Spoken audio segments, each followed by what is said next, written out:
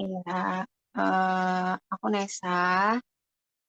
Kebetulan aku sekarang lagi ada di Jakarta dan bekerja di salah satu perusahaan BUMN di bidang perbankan yang pasti udah pada tahu, Bank Mandiri. Ya, iya. Alhamdulillah sih udah hampir udah mau masuk 5 tahun bekerja di Bank Mandiri. Kira-kira nih Nesa, masih teman-teman yang bekerja di sana tuh masih pelayanan ke apa sih namanya? Kalau Nesa sekarang kliennya sih siapa? Nasabah, kebetulan aku di customer service. Jadi sebelumnya aku di teller, itu udah 1 tahun setengah, terus juga di customer service. Di teller aku 2 tahun, di customer service baru setengah tahun ini. Gitu.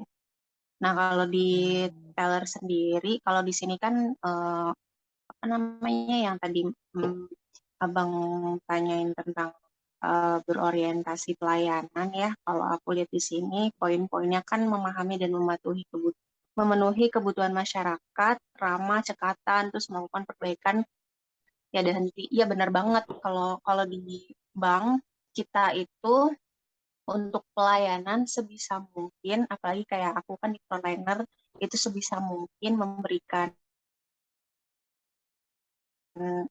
pelayanan terbaik, jaga kepercayaan nasabah, membangun hubungan yang baik, yang pasti. Ya, selamat malam Kak Nesa, Bu Nesa. Kolaborasi antara instansi yang Ibu naungi sekarang sama instansi yang di luar yang tempat Ibu bertugas sekarang itu tuh kira-kira ada kerjasama nggak sama pihak lain begitu? Kebetulan Bank Mandiri itu punya 12 anak perusahaan, dua Heeh. belas atau 24 anak perusahaan. Nah, Mm-mm. tapi yang kita paling tonjolkan itu adalah pertama itu asuransi. Ini Bu, perusahaan Ibu, inovasi dari perusahaan Ibu dalam menghadapi era new normal ini.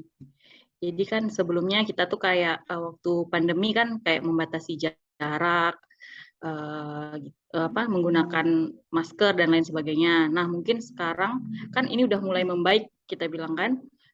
Kira-kira ada nggak inovasi terbaru dari perusahaan Ibu yang mungkin bisa dijelaskan secara umum saja seperti itu?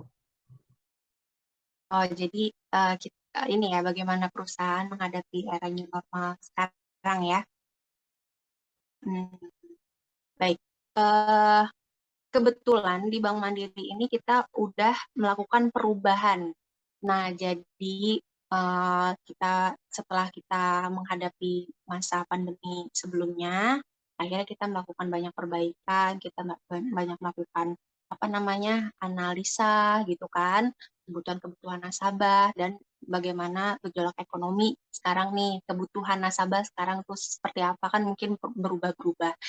Nah, sampai akhirnya mungkin di setiap bank juga sama, tapi kita perubahannya itu kan siapa duluan gitu kan ya. Nah, di sini Bank Mandiri kita sudah masuk ke era digital namanya.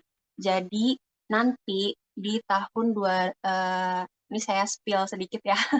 Nanti di tahun 2024 itu Bank Mandiri nanti bentuknya itu sudah tidak ada lagi namanya apa namanya customer service ya ataupun teller. Jadi semuanya pakai mesin gitu.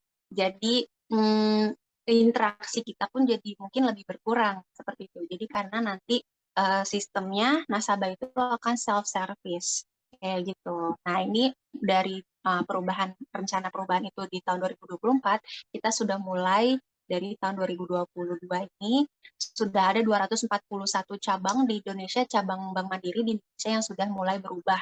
Namanya adalah digital branch gitu. Ini cabang yang isinya biasanya kalau ke bank itu kan kita suka ada customer di meja gitu kan, yang menyambut dan juga ada teller yang menghitung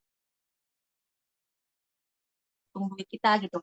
Nah, nanti di cabang digital branch ini itu tuh kita semua bisa pakai mesin. Kita bisa cetak kartu sendiri, kita bisa cetak buku tabungan sendiri, kita bisa setor uang sendiri gitu. Jadi itu bisa dilakukan sendiri. Tapi tidak perlu khawatir, kita masih ada petugas juga di dalam cabang tersebut untuk bisa memberikan edukasi juga ke nasabah untuk melakukan transaksi melalui mesin.